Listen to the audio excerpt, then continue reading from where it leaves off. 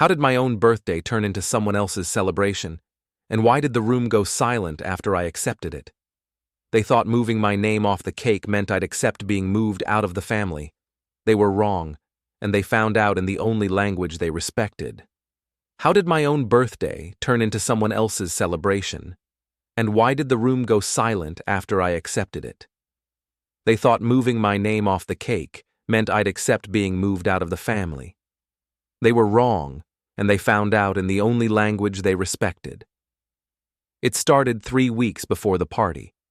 I was standing in my kitchen, coffee in hand, when Nora called. Not a visit, a call. That should have told me something right there. "Dad, we need to talk about the birthday thing," she said.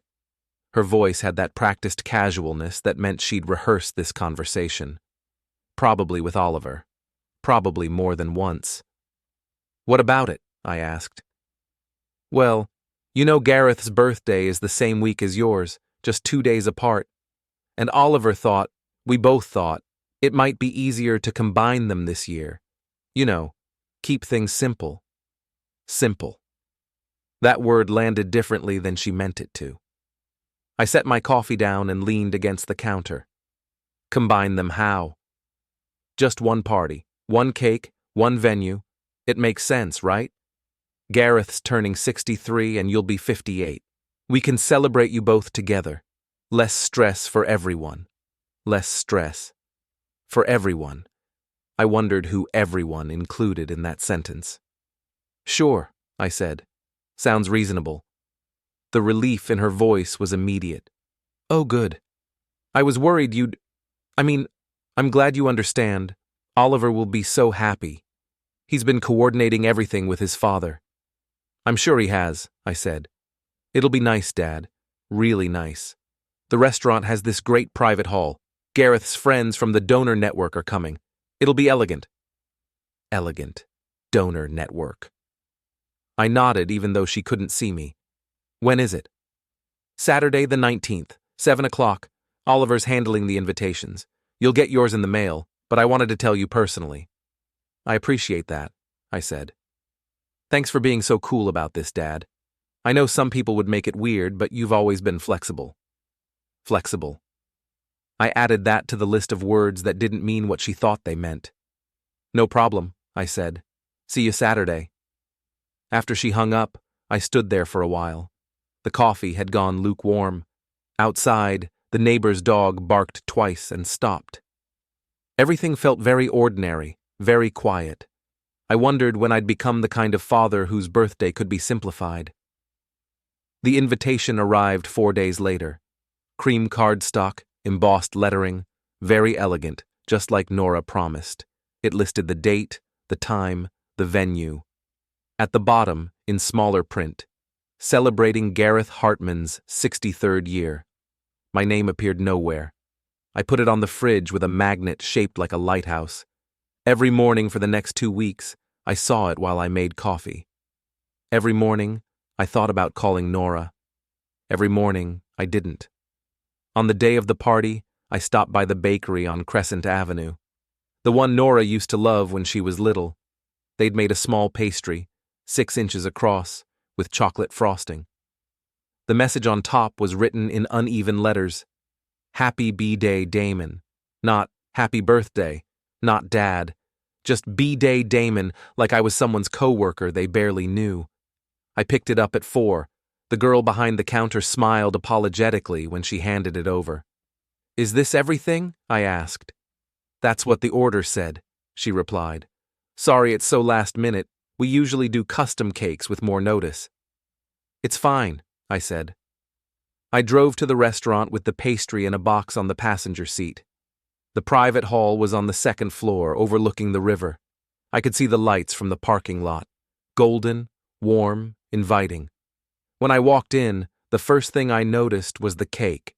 It sat on a long table near the far wall, 3 tiers high, covered in white fondant with silver accents. Elaborate sugar flowers cascaded down one side. Across the top, in perfect script, Gareth Hartman, 63 years of excellence. Around it were smaller desserts, a champagne fountain, and a display of framed photos showing Gareth at various charity events. Him shaking hands with a senator, him cutting a ribbon at a hospital wing dedication, him holding an oversized check. I stood there holding my 6-inch pastry and understood exactly how much thought had gone into keeping things simple. "Damon, you made it?" Nora appeared at my elbow, her smile bright and tight. She wore a navy dress and pearls, very donor network appropriate. "Here, let me take that." She reached for the box. "It's fine," I said. "Where should I put it?" Her eyes flicked to the pastry, then away. "Oh, maybe on the side table? Near the drinks?"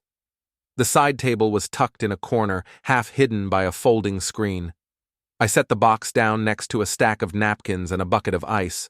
Someone had already used it as a place to abandon their empty glass. "Thanks for understanding about the combined party," Nora said. She was already looking past me, scanning the room. "Gareth's so excited. He's been talking about this for weeks." "I'm sure," I said. "Come meet some people." She took my arm and steered me toward a cluster of guests near the windows. "This is my father, Damon Vossel," she said to a woman in a burgundy dress. "Dad, this is Patricia Langford. She's on the hospital foundation board with Gareth." Patricia extended her hand. "Lovely to meet you. Are you involved in the foundation as well?" "No," I said. "Damon's retired," Nora added quickly. "He worked in logistics." The word retired hung in the air like she'd said unemployed. Patricia nodded politely and turned back to Nora. "Your father-in-law is remarkable," she said. "The endowment he's funding will change lives." "We're so proud," Nora said. I noticed she said, "we." I noticed she didn't correct Patricia's assumption about which father deserved the praise. Oliver appeared then, carrying 2 glasses of champagne. He handed one to Nora and nodded at me. "Damon, good to see you." Oliver: "Glad you could make it. Dad's been looking forward to tonight." He glanced around. "Speaking of which, have you seen him? He wanted to say a few words before dinner." "He's in the back with the photographer," Nora said. "Right, I'll grab him." Oliver squeezed her shoulder and walked away. I watched him go. He moved through the room like he owned it. Maybe he thought he did. "You're at table 4, Nora said. She pointed to a seating chart on an easel near the entrance. "We tried to keep family together, but some of Gareth's colleagues needed priority seating." I found my name on the chart. Table 4 was near the back, close to the kitchen doors. Nora and Oliver were at table 1. Gareth was at the head. "Understood," I said. "Thanks, Dad." She touched my arm briefly. "You're being really great about this." Then she was gone, swept into another conversation with another donor. I stood by the seating chart and watched the room fill up. 60, maybe 70 people. I recognized less than a quarter of them. At 7:15, someone tapped a glass. The room quieted. Gareth Hartman stepped forward, silver-haired and smiling, commanding the space without effort. He thanked everyone for coming. He talked about legacy, about community, about the privilege of giving back. He mentioned Oliver and Nora and how proud he was to have them in his life. He did not mention me. When he finished, applause rippled through the hall. Someone called for a toast. Glasses rose.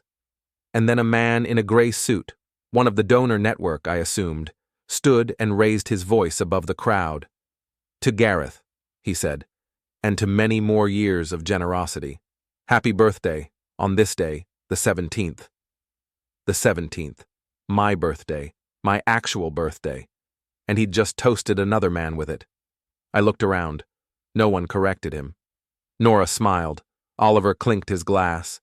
Gareth nodded graciously. The moment passed like it was nothing. I picked up my water glass and took a long drink.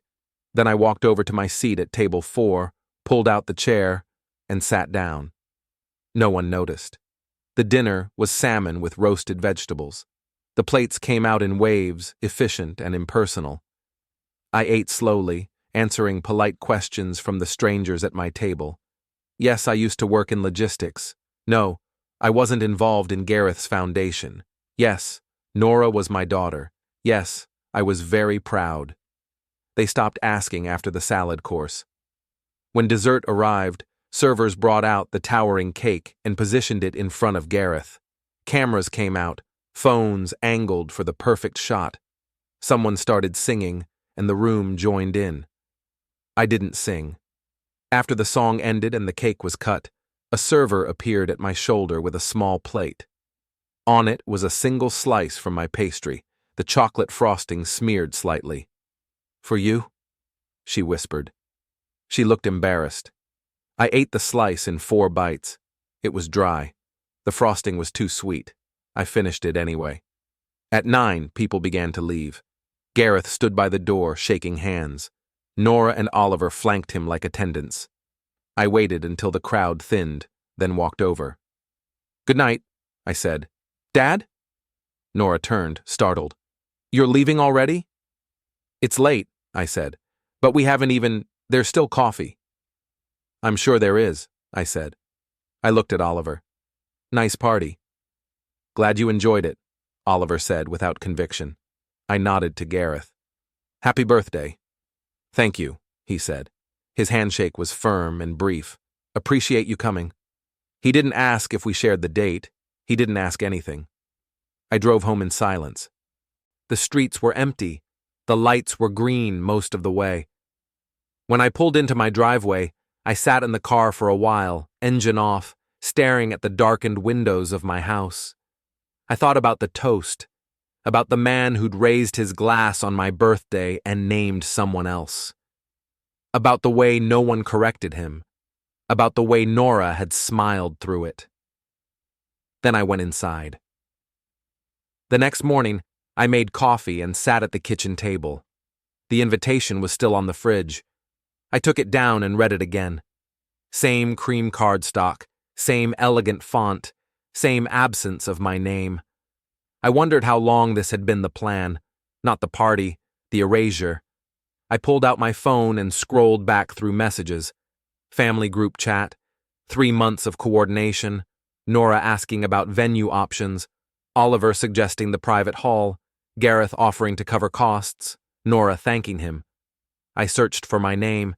It appeared twice. Once when Nora wrote, "Should we invite my dad?" And once when Oliver replied, "Sure, he's low maintenance." Low maintenance. I set the phone down and opened my laptop, started looking through files, tax returns, joint accounts from when Nora's mother was still alive, contributions I'd made over the years, the down payment on Nora's first car, the loan for graduate school, never repaid, the check for their house, a gift, she'd called it. I added it up. Then I added it up again to make sure. The number was larger than I'd remembered. I closed the laptop and walked to the garage.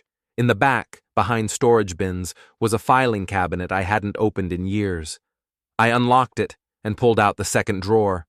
Inside were folders, labeled, dated, organized, property deeds, account statements, partnership agreements, contracts I'd signed and filed away. I pulled out 3 folders and carried them inside. I didn't open them yet.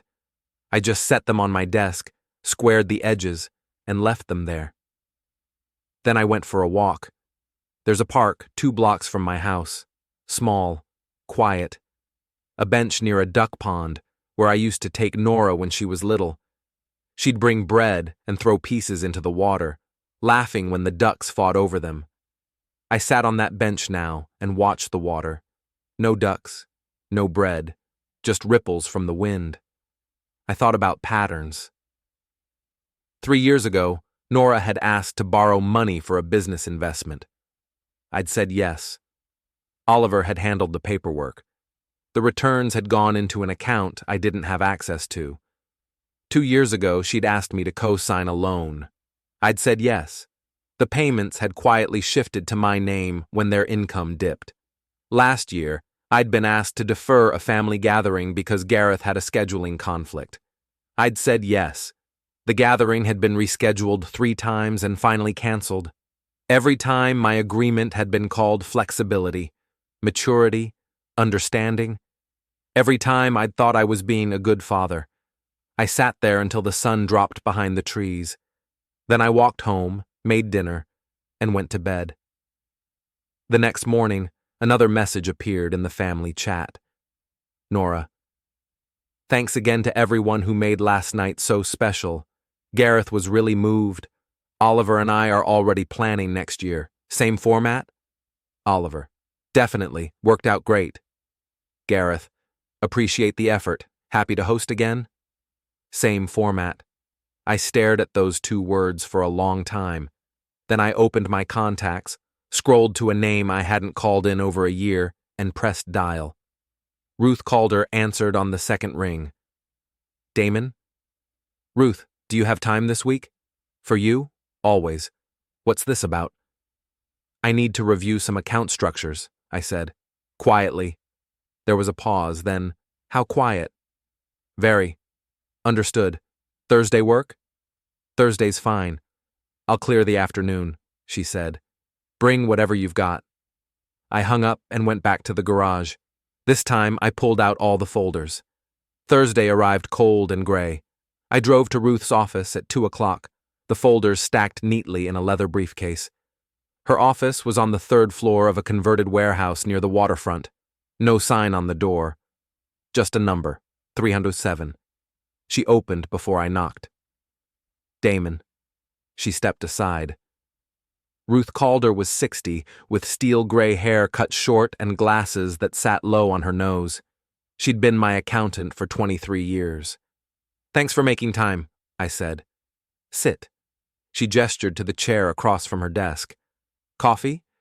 No, thanks. She poured herself a cup and sat down. So, what are we reviewing? I opened the briefcase and set the folders on her desk. Everything connected to my daughter and her husband. Ruth didn't react. She pulled the first folder toward her and started reading. I watched her eyes move across the pages. Twice, she stopped and flipped back. Once, she made a note on a legal pad. When did you last audit this? She asked. Not since the wedding. That was 4 years ago. Yes. She closed the folder and opened the second. This one took longer. She cross-referenced something on her computer, typed a few lines, then sat back. Damon, do you know what you're sitting on here? I have an idea. Your idea better be accurate. She tapped the third folder. This partnership agreement. You're listed as a silent investor. Are you receiving distributions? No. Why not? I was told the revenue was being reinvested. By whom? Oliver. She made another note. And this property deed. The house they're living in. You're listed as a co-owner. I know. Do they? I didn't answer. Ruth leaned forward. Are you trying to fix this, or are you trying to end it? I looked at her. She didn't blink. I'm trying to correct it, I said. Correcting implies collaboration. I don't think that's what you mean. You're right.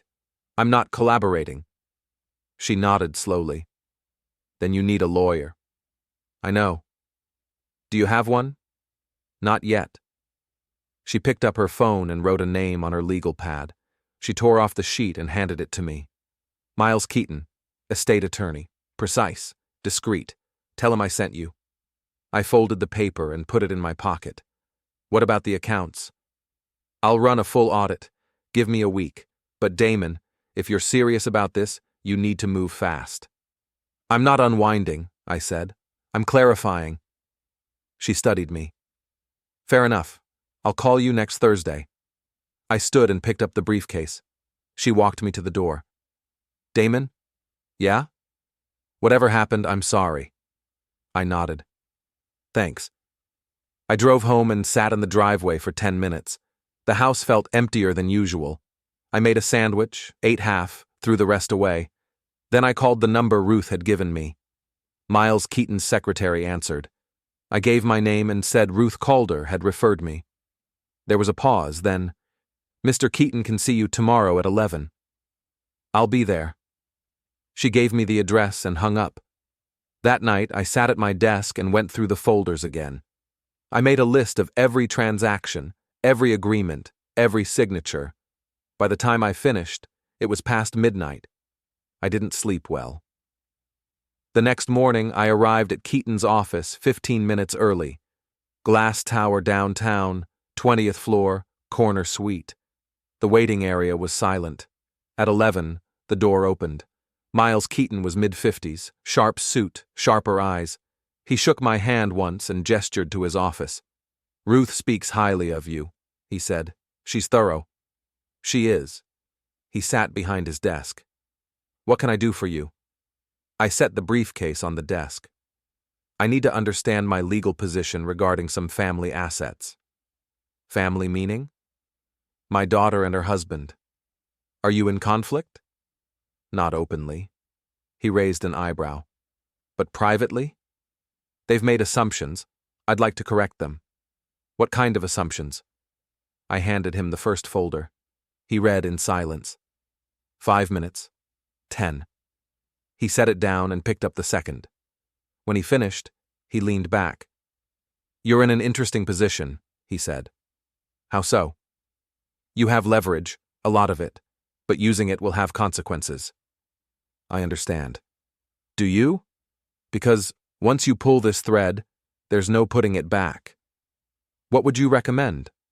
"That depends. Are you looking to negotiate, or are you looking to make a statement?" "I want them to understand what they've done." He nodded slowly. "Then we need to be strategic.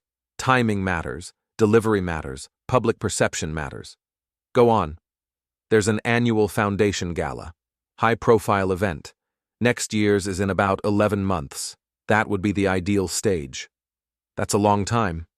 "Yes, but it gives us time to build an airtight case, to document everything, to prepare leverage they can't counter, and when the moment comes, it will be devastating." I thought about that. "What do I do in the meantime?" "Nothing. You maintain the status quo, you attend family events, you remain pleasant, you give them no indication that anything has changed." "For 11 months." "For 11 months. Can you do that?" I looked out his window at the city below. "Yes." "Good. Then let's begin." The months that followed were strange. I went through the motions of being a father, a grandfather in waiting, a reliable presence. I attended dinners at Nora's house. I smiled at Oliver's jokes. I listened to Gareth's stories about foundation work, and the whole time I was building a case. Miles and I met monthly. Ruth provided updated audits quarterly. The picture grew clearer and more damning with each report.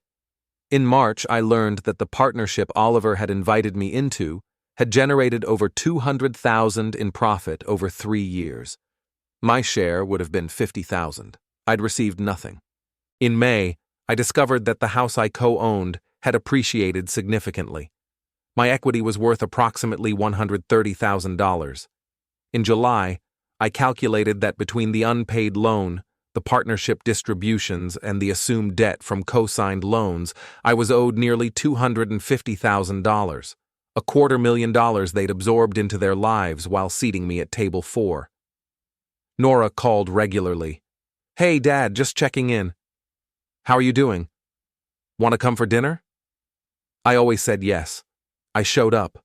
I was pleasant. I asked about their lives. I complimented the food. And every time I left, I added notes to my file. In August, Nora announced she was pregnant. They threw a party. I bought an expensive gift. Everyone congratulated them. Gareth gave a speech about legacy and family.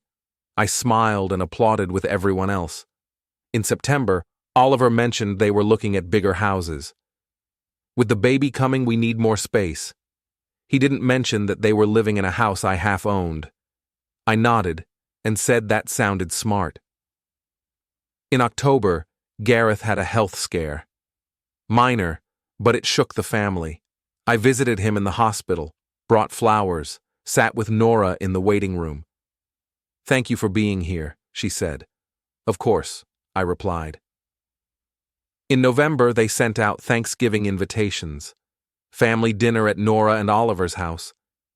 I almost laughed when I saw my house listed as the address. I RSVP'd yes. Thanksgiving was elaborate. Gareth at the head of the table, Oliver carving the turkey, Nora glowing with pregnancy, everyone talking about next year, about the baby, about how blessed they all were. I sat at the middle of the table and ate in silence. When Gareth proposed a toast, to family and to the future, I raised my glass with everyone else. In December, the foundation sent out invitations for the next gala. Same hotel, same ballroom, bigger guest list. "You'll be there, right, Dad?" Nora asked when she called. "Wouldn't miss it," I said. "Good. It's going to be special this year. Gareth's announcing a major new initiative, and Oliver and I have some news to share too." "Looking forward to it," I said.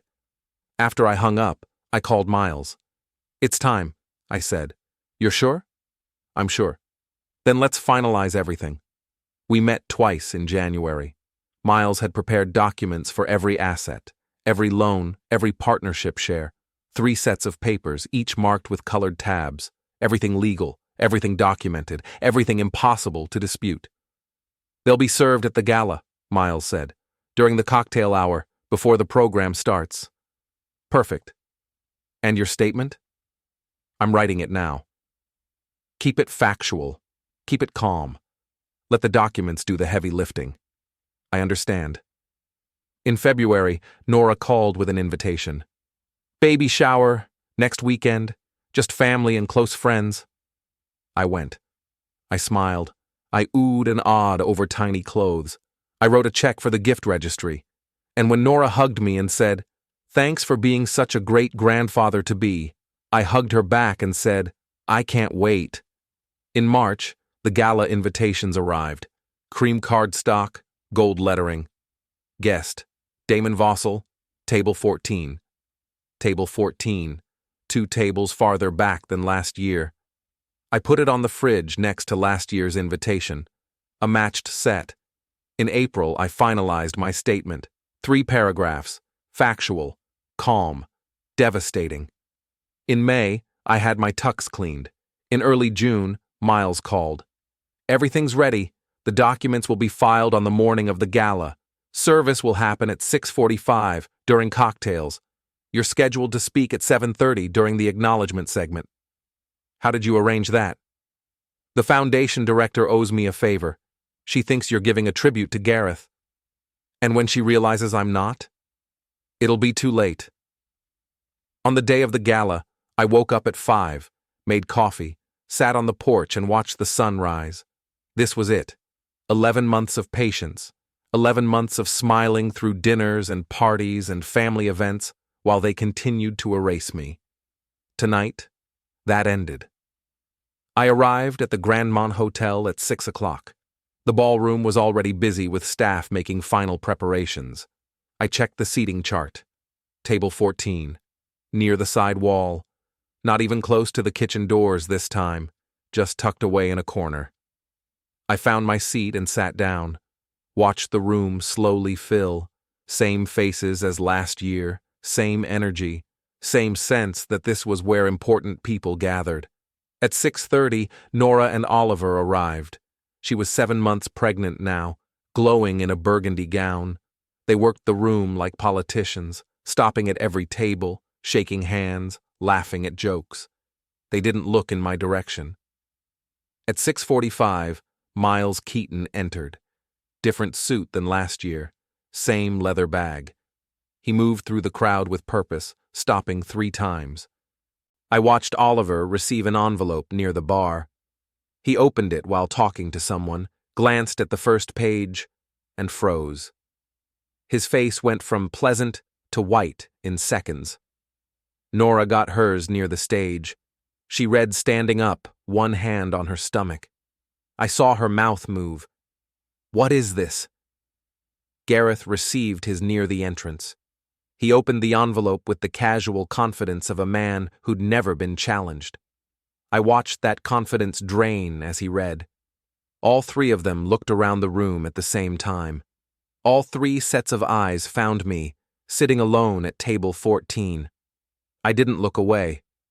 Oliver started toward me, but Gareth grabbed his arm. They had a brief, heated conversation. Nora joined them. More conversation. Gareth pulled out his phone, made a call. I checked my watch. 6:55. At 7, the lights dimmed. The foundation director took the podium, same woman as last year. She welcomed everyone, thanked the donors, began introducing the evening's program. I sat through the cocktail hour summary, through the tribute video, through 2 donor spotlights. Then, and now, before our keynote speaker, we have a special acknowledgement. Damon, would you please join us? The room went silent. I stood, walked to the stage. Every eye in the room followed me. When I reached the podium, the director stepped aside. She smiled uncertainly, clearly not understanding what was about to happen. I adjusted the microphone, looked out at 90-some faces, pulled out my statement. Good evening.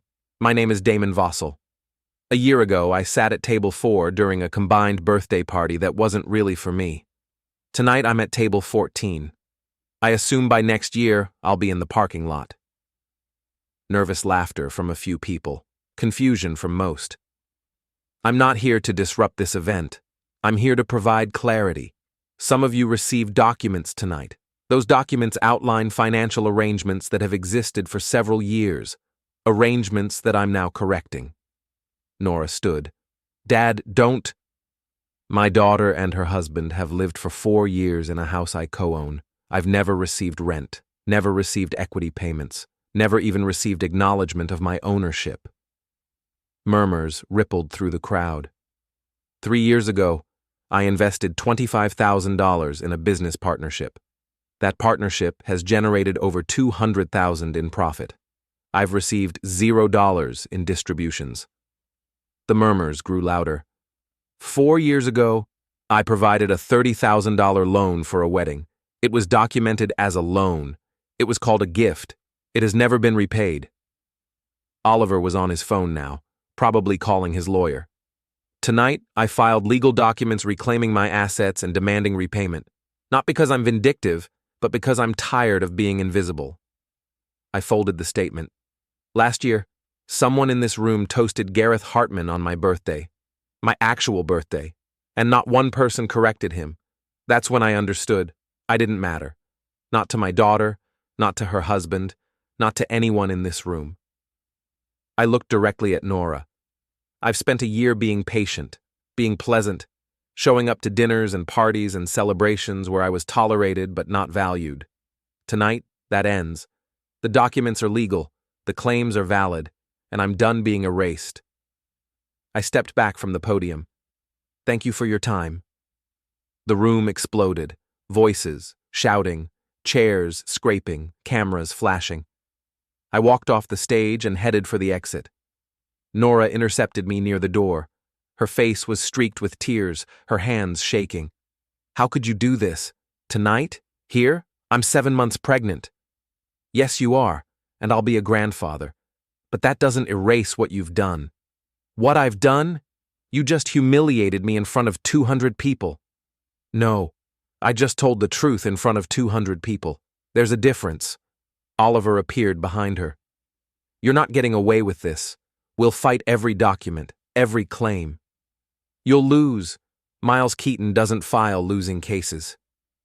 You planned this for a year. You came to our house. You celebrated Thanksgiving with us. You came to the baby shower. All while planning this. Yes. The same way you planned combined birthdays and back table seating and calling my loan a gift.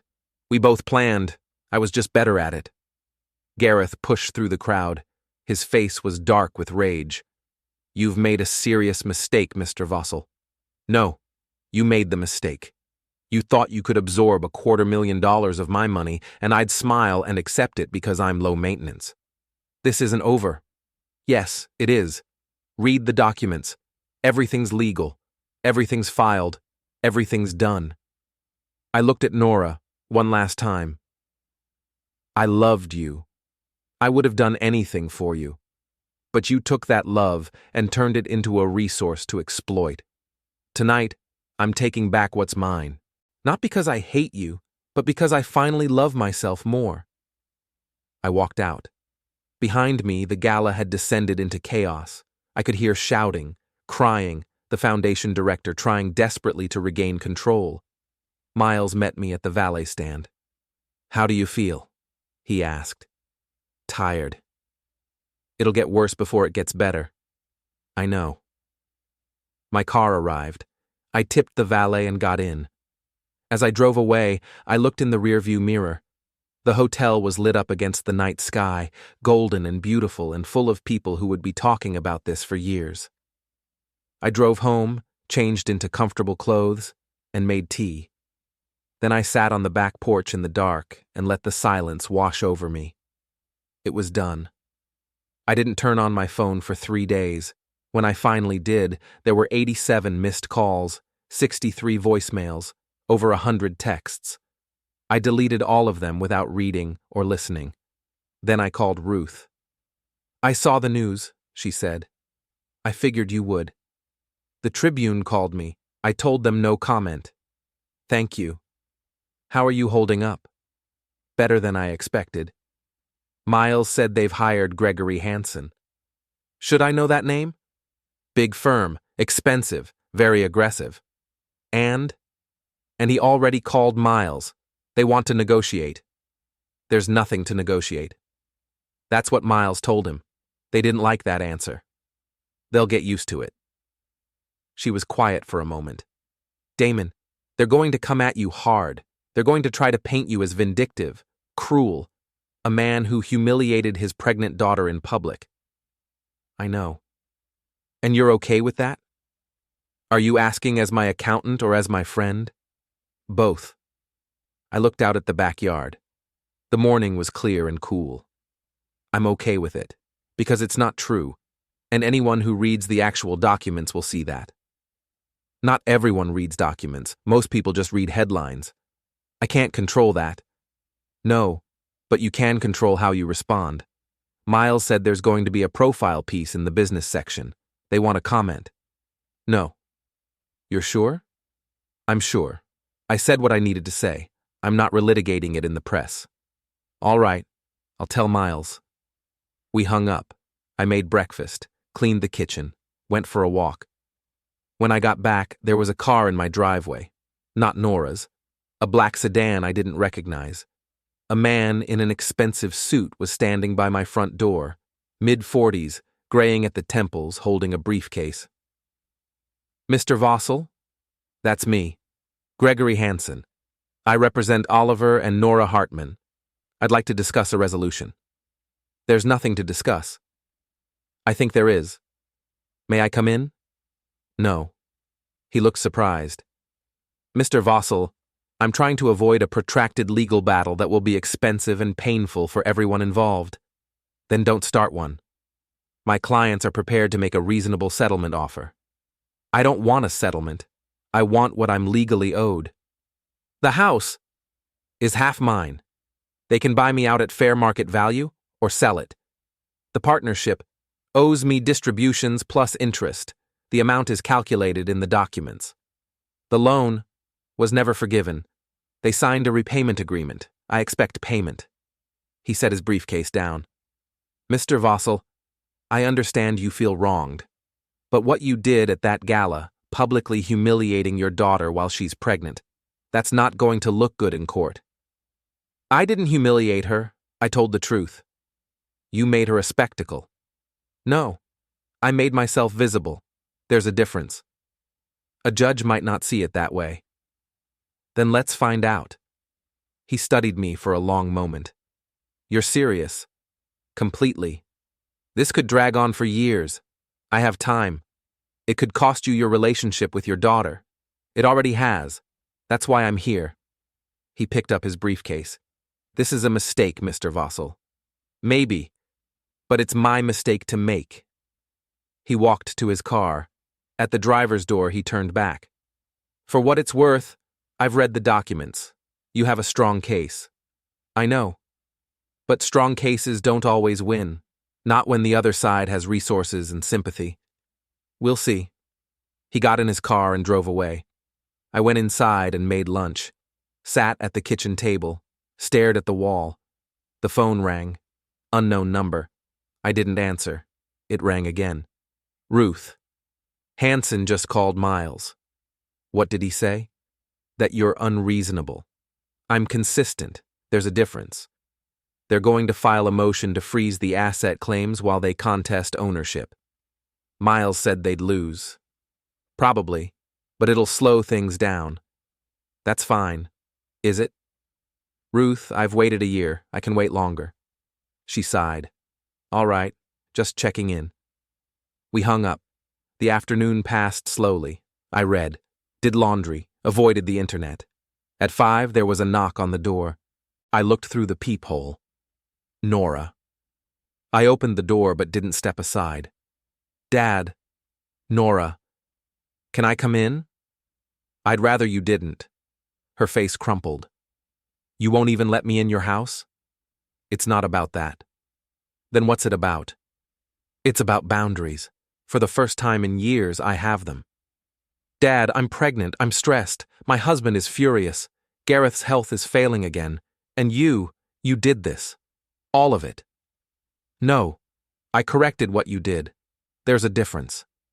We never meant to hurt you. And yet you did. Repeatedly. The house. We always planned to refinance you out. When? After another 4 years? The partnership. Oliver said the revenue was being reinvested. Into accounts I couldn't access. The loan. I called it a gift because I thought that's what it was. I never said that. You signed documents saying otherwise. She put a hand on the doorframe. I'm trying to apologize. No. You're trying to make me feel guilty for defending myself. That's not... She stopped. I didn't mean it like that. How did you mean it? She was quiet for a long time. I don't know. That's the problem, Nora. You never thought about it. You just took and assumed I'd always give. Because you always did. And that's exactly why I had to stop. She looked at me with tears streaming down her face. I'm your daughter. Yes, and you're the one who seated me at table 14. That was Oliver's father's seating chart. You didn't correct it. She wiped her eyes. What do you want from me? Nothing. Nothing? Nothing. That's the point. For years, I wanted acknowledgement, recognition, a place at the table that reflected my contribution. I don't want that anymore. Then what do you want? I want what I'm owed, legally, financially, and then I want to be left alone. You're my father. I am. But I'm also a person, and I'm done being treated like neither. She stood there for another moment. Then she turned and walked to her car. Before she got in, she looked back. The baby's due in September. I know. Will you be there? I don't know. She got in the car and drove away. I closed the door and stood in the entryway for a long time. Then I went to the kitchen and made dinner. The legal battle began in earnest the following week. Hanson filed motions. Miles countered. Depositions were scheduled. Accountants were hired. Expert witnesses were retained. I refused to engage emotionally. When Miles asked what I wanted, I said, what I'm owed. When Hanson's office called asking to negotiate, I said, no. When reporters called asking for comments, I hung up. In July, the partnership dispute went to mediation. Oliver and his team presented their argument. I'd been a passive investor who understood the revenue would be reinvested. Miles presented bank records showing $50,000 in distributions I'd never received. The mediator ruled in my favor. Oliver was ordered to pay $53,000 within 60 days. In August, the property dispute went to arbitration. Nora and Oliver argued I'd agreed to sign as a formality and never intended to claim ownership. Miles presented the deed, the title records, and the mortgage documents showing my name on everything. The arbitrator ruled I owned 50%. They had 90 days to buy me out or list the property. In September, Nora had the baby, a girl. I heard about it from Ruth, who heard about it from someone at the foundation. I didn't call. I didn't visit. I sent no card. 2 weeks later, Nora called me. Her name is Julia. That's nice. She has your eyes. I didn't respond. Don't you want to meet her? Not right now. Dad, she's your granddaughter. I know. And you don't care? I didn't say that. Then what are you saying? I'm saying that becoming a grandmother doesn't erase what you did, and having a granddaughter doesn't obligate me to pretend it did. I've apologized, multiple times. In court filings, through lawyers, in ways designed to reduce your financial exposure. That's not fair. It's accurate. She was quiet. I want you in her life. Then you should have wanted me in yours. She hung up. In October, the loan repayment came due. $33,640, plus attorney fees, plus court costs. Total, $41,900. The check arrived on the due date. Cashier's check, no note. I deposited it and called Miles. It's done? Almost. The house sale is scheduled for December. Once that closes, you'll be fully divested.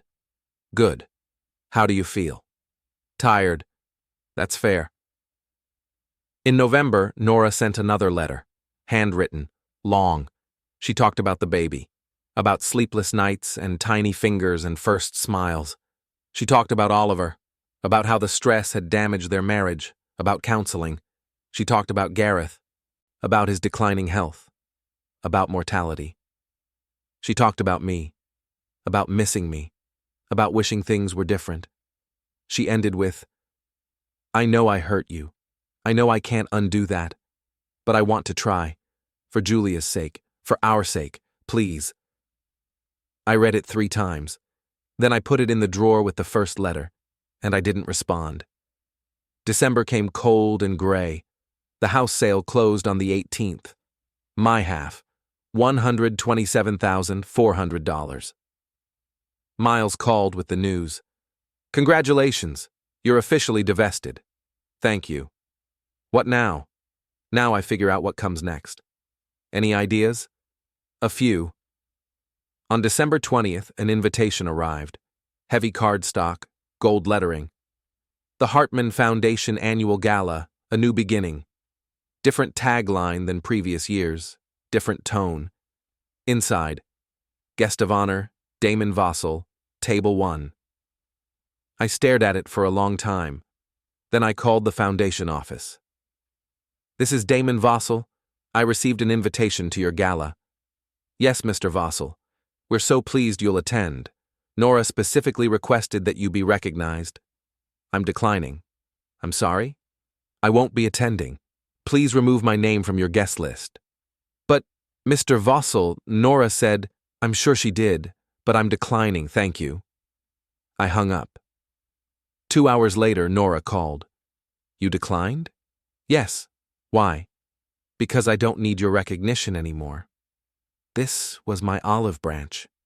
Then it was poorly chosen. Dad, I'm trying. I'm really trying. I know. Then why won't you meet me halfway? Because halfway from where we are now still leaves me invisible. That's not... What do you want from me? Nothing. You keep saying that, but it's not true. You want something. Everyone wants something. I thought about that. You're right. I want one thing. What? I want you to understand why I did what I did. I do understand. You felt unappreciated. No, that's not it. Then what? I want you to understand that what you did wasn't just unappreciative. It was erasing. It was taking everything I gave and pretending I didn't exist. It was building your life on my foundation and then acting surprised when I asked to be acknowledged. She was quiet. Until you understand that, really understand that, there's nothing to rebuild. And how will I know when I understand it? You'll know. She hung up. January arrived with snow and silence. I spent the first week of the new year alone, reading books I'd been meaning to read, cooking meals I'd been wanting to try, sleeping when I was tired and waking when I was rested. The money from the house sale and the legal settlements sat in my account, earning interest. I hadn't touched it, hadn't needed to. My retirement was comfortable enough. But the money wasn't the point. It had never been the point. In February, Gareth passed away. Heart failure. Expected, but still sudden. I heard about it from Ruth. "Will you go to the service?" she asked. "I don't think so. It might be a bridge, or it might be a trap." "Fair." I sent flowers. No card. Just flowers. Nora called 2 days later. "Thank you for the flowers." "You're welcome." "Will you come to the memorial?" "No." "Dad." "Nora. I'm sorry for your loss. I know Gareth was important to you, but my presence at his memorial would be a distraction. It would mean something to me. I'm sure it would, but it would mean something different to everyone else in that room." She sighed. "You're probably right. I'm sorry." "Are you?" "Yes. I'm sorry you're hurting. I'm sorry you lost someone you cared about. I'm just not sorry enough to put myself in that situation." She was quiet. "I understand. Do you?" "I'm trying to. That's something." We hung up. In March, spring arrived early. I planted a garden. Tomatoes, peppers, herbs. I spent mornings weeding and watering and afternoons reading on the porch. In April, I got a new letter from Nora. Shorter this time. "Dad, I've been going to therapy. Individual, not couples. Oliver and I separated in February. I'm living in an apartment now with Julia. It's small, but it's mine. The therapist asked me to write down what I learned from losing you. I want to share it with you, but only if you're ready to read it. Let me know." I read it 3 times. Then I called her. "Nora." "Dad?" She sounded surprised. "Send me what you wrote." "Really?" "Really?" "Okay, I will. Thank you." "Don't thank me yet. I haven't read it." "Fair enough." We hung up. 3 days later, a package arrived. Not a letter, a bound journal. I opened it carefully. The first page, "What I lost when I lost my father." I sat on the porch and started reading. She wrote about the birthday party, about how she'd convinced herself it was practical, about how she'd ignored the look on my face when I saw the pastry. She wrote about the seating charts, about how she'd told herself it didn't matter where I sat, about how she'd never once asked if it mattered to me. She wrote about the money, about how she'd convinced herself I was wealthy enough not to miss it, about how she'd never asked if I wanted to give it. She wrote about patterns, about how small erosions become canyons, about how just this once becomes just always. She wrote about Oliver, about how she'd let him make decisions she should have questioned, about how she'd prioritized his comfort over my dignity. She wrote about Gareth, about how she'd been so eager to impress him that she'd forgotten who actually raised her. She wrote about the baby, about holding Julia and realizing she'd want her daughter to stand up for herself, about understanding, finally, that that's what I'd done. The journal was 60 pages long. I read it in one sitting. When I finished, I sat there for a long time. Then I went inside and wrote a letter. "Nora, I read your journal. All of it. Thank you for your honesty. I think you're starting to understand. But understanding isn't the same as rebuilding. That takes time. It takes consistency. It takes proving through actions, not words, that something has changed. I'm not ready for that yet. But I'm also not saying never. Just not yet. Take care of Julia. Take care of yourself. And keep going to therapy. It's working." I mailed it the next day. In May, another letter arrived. "Dad, thank you for responding. You're right that actions matter more than words. So I'm not going to ask to see you. I'm not going to push. I'm just going to tell you what I'm doing differently. I bought out Oliver's share of the old house. Yes, I know you don't own it anymore, but it felt important to make it fully mine. I'm raising Julia alone. I stepped down from the foundation board. It was time. I'm working as a consultant now, using skills I actually have instead of riding on connections, and I'm setting boundaries with Oliver's family. It's hard, but it's right. I'll write again in a few months. No pressure to respond." I read it twice. Then I put it in the drawer with the others. In June, I planned a trip. Norway. Somewhere I'd never been. Somewhere with mountains and fjords and long summer days. I bought the ticket, made the reservations, packed my bags. The night before I left, Nora called. I heard you're traveling. How did you hear that? Ruth mentioned it to someone who mentioned it to me. I see. Norway? Yes. That sounds beautiful. I hope so. She was quiet. Will you send postcards? To whom? To Julia. She's too young to read them now, but I'll save them for her. I thought about that. Maybe. Thank you. I didn't say yes. I know, but you didn't say no. We hung up. I went to Norway. It was beautiful. I hiked. I took photos. I sat in small cafes and drank coffee and watched people live their lives. And I sent postcards. 4 of them, addressed to Julia. Short messages about mountains and light and the way the world opens up when you're far from home. When I returned in July, there was a letter waiting. Dad, Julia loved the postcards. Well, I love the postcards. She drooled on them, but I'm saving them anyway. Thank you. I'm doing well. Really well. The apartment is starting to feel like home. Julia is crawling now. I got promoted at work. And I'm still going to therapy. Still learning. Still trying to be the person I should have been all along. I don't need you to forgive me. I just need you to know I'm trying.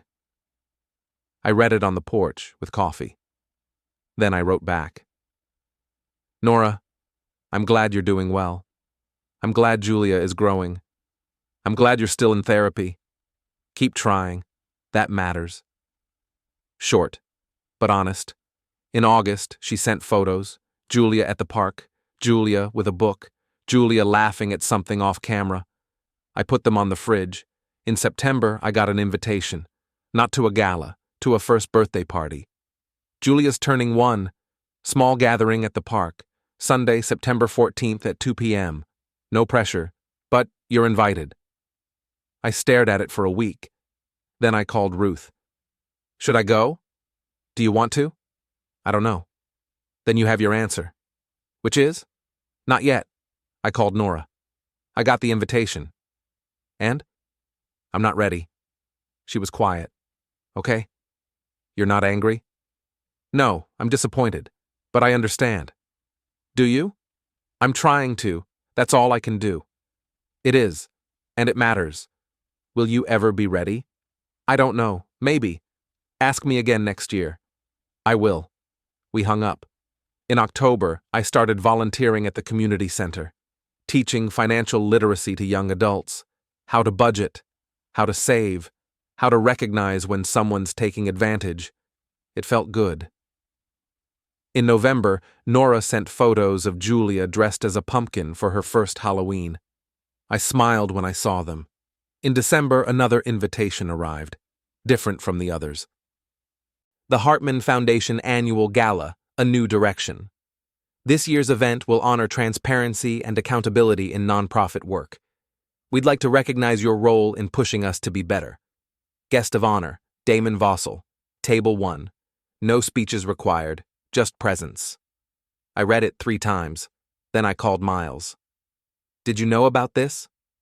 Nora called me last week, asked if I thought you'd come. What did you tell her? I told her I didn't know. What do you think? I think it depends on what you want. What I want? Do you want to stay angry forever? Or do you want to see if there's something worth rebuilding? I thought about that. I was never angry. Weren't you? No, I was clear. There's a difference. And now? Now I'm tired. Of being clear, of maintaining boundaries, of protecting myself from people who should never have required protection. That's fair. But tired isn't the same as done. I hung up and sat with that for a long time. Then I called Nora. I got the invitation. And? I'll come. She inhaled sharply. Really? Really, but Nora, this isn't forgiveness, this isn't reconciliation, this is just showing up. I know. Do you? Yes, I do. And it's enough. We'll see. Thank you, Dad. Don't thank me yet. We hung up. I looked at the invitation again. Guest of honor, table 1, not table 4, not table 14, table 1. It wasn't everything, but it was something, and maybe something was enough to start. The weeks before the gala passed quietly. I didn't prepare a speech. The invitation said none was required. I didn't plan confrontations or reconciliations. I just existed, day by day, in the space between past hurt and possible future. Nora called once to confirm I was still coming. I said yes. She said thank you. We hung up. The call lasted 37 seconds. On the day of the gala, I woke up early, made coffee, sat on the porch. The December morning was cold and clear. I watched the sun rise over the neighborhood and thought about all the mornings I'd done this same thing over the past 2 years. All the quiet moments of rebuilding myself piece by piece. At 4, I showered and put on the tux. Same one as always. It still fit. At 5:30, I drove to the Grandmont Hotel. Same route, same valet stand, different feeling. When I walked into the ballroom, the first thing I noticed was the layout. The tables were arranged in concentric circles, not rows. No head table, no hierarchy, just circles of people facing each other. I found table 1 in the center of the innermost circle. My name card was there, next to an empty chair. I sat down. A few minutes later, Nora arrived. She wore a simple black dress. No pearls, no designer labels. She looked older than 2 years ago, tired, but also more solid somehow, more present. Hi, Dad. Nora, thank you for coming. You already said that on the phone. I know, but I mean it more in person. I nodded. She sat down next to me. For a while, we didn't talk, just sat there as the room filled around us. At 6:45, the foundation director took the podium. Different director from 2 years ago, younger, less polished. She welcomed everyone and outlined the evening's program. Tonight is about accountability, she said, about acknowledging that this foundation lost its way, and about thanking the people who forced us to find it again. She talked about new governance structures, new transparency requirements, new community oversight boards. Then she said my name. 2 years ago, Damon Vossel stood on this stage and told a truth that was uncomfortable, costly, and necessary. He didn't ask us to applaud him. He didn't ask for recognition. He simply demanded that his contributions be acknowledged and his dignity be respected. Tonight, we're here to say, we heard you, and we're doing better. Thank you. The room applauded, not thunderous, but sincere. I nodded. Didn't stand, didn't wave, just nodded. The program continued. Donor spotlights, impact reports, a video about the foundation's new direction. I sat through it all next to Nora. We didn't talk, didn't need to. At 8, dinner was served. Salmon again. I almost laughed.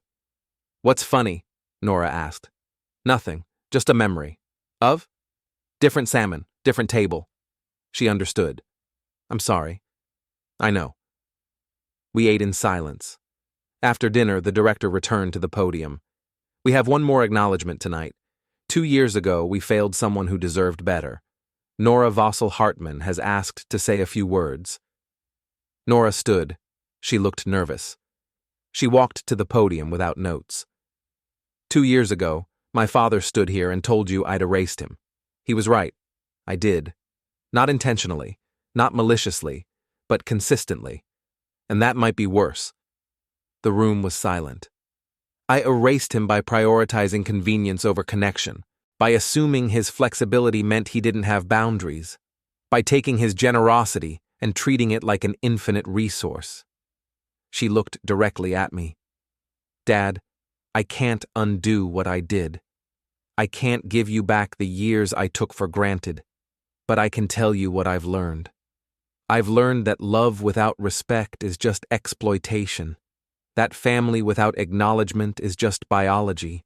That being a good daughter isn't about being grateful. It's about being present. Her voice was steady now. You taught me that by leaving, by standing up for yourself when no one else would, by refusing to accept being invisible. She paused. I don't know if we'll ever get back what we lost. But I know I'm different now because you had the courage to demand better. Thank you. She walked back to the table and sat down. I didn't say anything, just reached over and squeezed her hand once. She squeezed back. The program ended. People began to leave. Nora and I sat at table 1 as the room slowly emptied. Finally, she said, "Will you come meet Julia?" I thought about that. Not tonight. When? I don't know. But not never. That's something. It is. We stood, walked to the exit together. At the valet stand, we stopped. "Can I call you?" she asked. "Yes." "Will you answer?" "Sometimes." She smiled. Small, sad, real. "I'll take it." My car arrived. I got in. As I drove away, I looked in the rearview mirror. Nora was standing there, watching me leave, one hand raised in a small wave. I didn't wave back, but I didn't look away either. 3 months passed. Winter became spring. I kept volunteering, kept gardening, kept living my life with the boundaries I'd fought so hard to establish. Nora called every few weeks, short calls, updates about Julia, questions about my life, never pushing, never asking for more than I offered. I answered about half the time. In March, she sent photos of Julia walking. I texted back, "She looks strong." In April, she invited me to Easter brunch. I declined. She said okay. In May, she asked if I wanted to meet for coffee. Just the two of us. No Julia. No expectations. I thought about it for 3 days. Then I said yes. We met at a cafe downtown. Neutral territory. She arrived first. I saw her through the window, sitting alone at a corner table, staring at her phone. I walked in. She looked up, smiled nervously. "Hi, Dad." "Nora." I sat down, ordered coffee. We made small talk about weather and traffic and nothing important. Then she said, "I don't know how to do this." "Do what?" "Rebuild. Start over. Whatever this is." "Neither do I. But you're here." "I am." "Why?" I thought about that. "Because staying angry takes energy. And I'm tired." "Is that the only reason?" "No." "What's the other reason?" "Because you've been consistent. For 2 years. You didn't push. You didn't demand. You didn't try to shortcut the process. You just kept showing up quietly and letting me decide." "And that matters?" "It's the only thing that matters." She nodded, blinked back tears. "What happens now?" "I don't know." "Do you want to meet Julia?" "Eventually." "When?" "When it feels right, not when it's supposed to feel right, when it actually does." "How will I know?" "I'll tell you." We finished our coffee, made small talk about her job, about Julia's daycare, about my garden. When we left, she hugged me, brief, careful. "Thank you," she said. "For what?"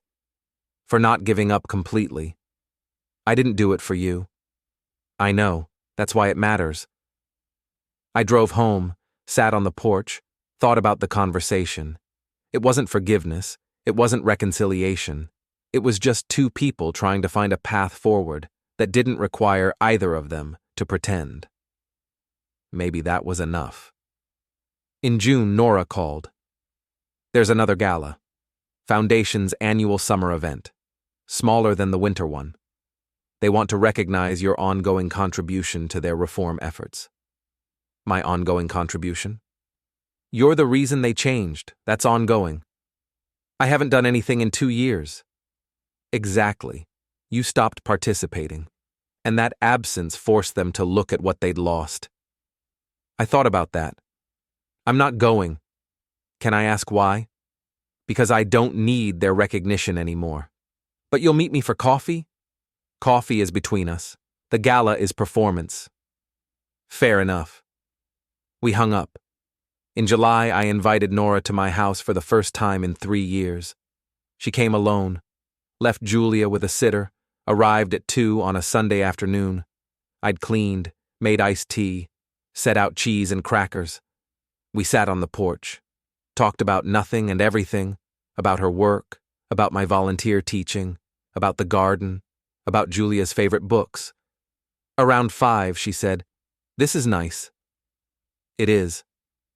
Can we do it again? Maybe. Is maybe the best I'm going to get? For now. She smiled. I'll take it. When she left, I felt something I hadn't in years. Not forgiveness, not resolution, just the absence of constant vigilance, the ability to be in the same space with my daughter without calculating every word. It was exhausting, but it was also progress. In August, I met Julia. Not at a party, not at a park, at Nora's apartment. Just the 3 of us. Julia was 2 now, curious, talkative. She showed me her toys and her books and told me complicated stories about preschool. I sat on the floor and listened, asked questions, built a block tower with her. Nora watched from the couch, crying quietly. When I left, Julia hugged my leg. Bye, Grandpa. It was the first time anyone had called me that. I drove home with that word echoing in my head. Grandpa. In September, Nora called with news. The Hartman Foundation is dissolving. Gareth's estate is funding one final gala to announce the transition. They're redistributing assets to smaller local organizations. No more central board, no more donor politics, just direct community support. When? December, same weekend as always. They want you there, as the guest of honor. Real guest of honor this time, not performative. I'll think about it. That's more than a no. It is. In October, I said yes. In November, the invitation arrived. Simple, elegant, honest. The final Hartman Foundation Gala, a new beginning, honoring Damon Vossel, the man who taught us that integrity matters more than image. Guest of honor. Table 1. But this time next to my name and family. I called Nora. I saw the invitation.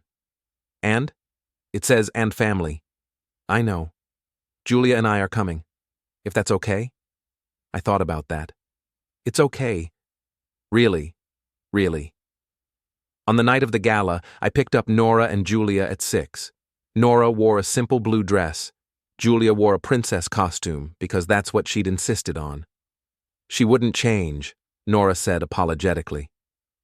I think it's perfect, I said. We drove to the hotel together. Julia chattered the entire way about princesses and grandpas and cake. When we walked into the ballroom, heads turned, not because of scandal, not because of drama, but because we were together. Table 1 was in the center of the room. 3 name cards: Damon Vossel, Nora Vossel Hartman, Julia Vossel Hartman. We sat down. Julia immediately started coloring on the paper tablecloth. The program began. The director explained the transition, thanked the donors, acknowledged the mistakes. Then she called me to the stage. This time, I stood, walked to the podium, looked out at the room. 3 years ago, I stood on this stage and demanded recognition. Tonight, I'm standing here to say thank you, not because you finally recognized me, but because refusing to recognize me forced me to recognize myself. I paused.